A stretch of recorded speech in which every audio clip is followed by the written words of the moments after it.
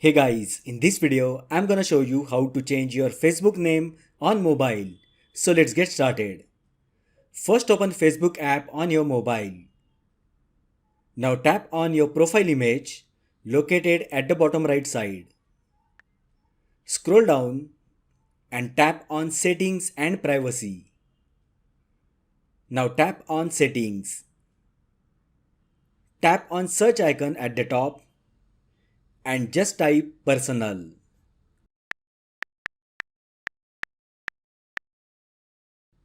From the available results, tap on Personal and Account Information. On the next screen, you will find an option for name. Just tap on it. Here you can change your first name, middle name and surname. Once you make the changes, tap on Review Changes button. Now enter your Facebook password for security reasons and then tap on Save Changes. Note that you can only change your name every 60 days. So that is how you can change your Facebook name on mobile. If you find the video helpful, then like the video, share with your friends and subscribe to my channel. Thanks for watching and I will see you in the next video.